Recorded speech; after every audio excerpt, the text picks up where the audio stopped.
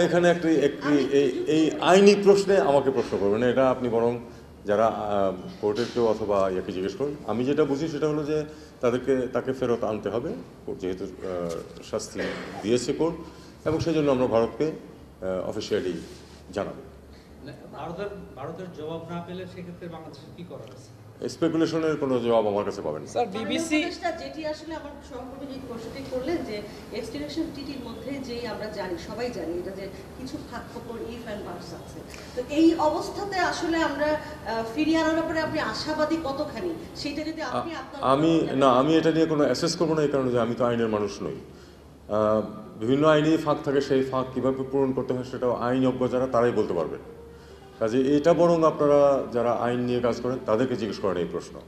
আমি আপনাদেরকে শুধু এটুকুই বলতে পারি, যেটা বলেছি যে আমরা চিঠি দেবো তাকে ফেরত দেওয়ার জন্য। স্যার এই যে একটা বিবিসি একটু আগে একটা রিপোর্ট করেছে, যেটাতে বিবিসি বলেছে যে এটা ভারত বাংলাদেশের একটা কূটনৈতিক পরীক্ষা, এই শেখ হাসিনার এই রায় এক্সিকিউট করা এবং তাকে ফেরত আনা, এই ব্যাপারে আপনি কোনো দেখুন, একটা বিষয় কি, বিবিসি তো একটা মিডিয়া, আপনারা যেমন মিডিয়া তাদের অ্যাসেসমেন্ট বিভিন্নভাবে করতে থাকবে।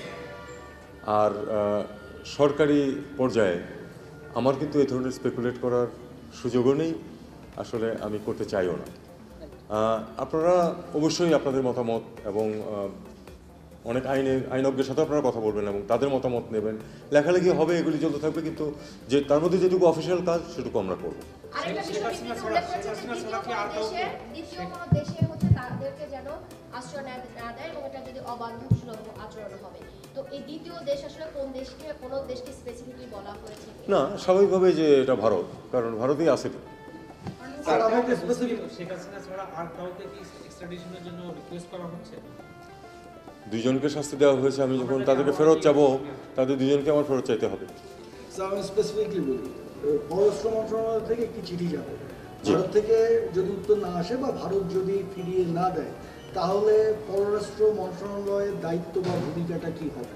What will be your role? মাননীয় উপদেষ্টা, একই সাথে প্রক্রিয়াটা কি আমরা একটু জানতে চাচ্ছিলাম, প্রক্রিয়াটা, চিঠি পাঠানোর প্রক্রিয়াটা?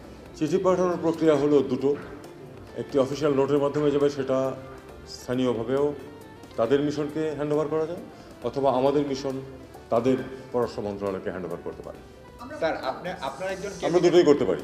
আপনার একজন ক্যাবিনেট কলিগ একদিন বাদেই দিল্লি যাচ্ছেন অন্য একটা প্রোগ্রামে, মাল্টিল্যাটারাল, কিন্তু সেখানে তার সঙ্গে ভারতের ন্যাশনাল সিকিউরিটি অ্যাডভাইজারের দেখা হবে, ফলে সেইখানে এই ইস্যুটা স্বভাবত আমাদের তরফ থেকে আমরা তুলবো কিনা, কারণ আমরা 1 বছর 2-3 মাস আগে চিঠি দিয়ে রেসপন্স পাইনি।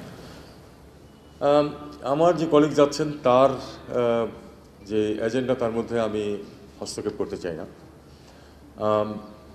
যদি প্রয়োজন মনে করা হয় উনি অবশ্যই তুলতে পারেন, সেটা আমরা আমাদের অফিসিয়াল চ্যানেলেই যাব।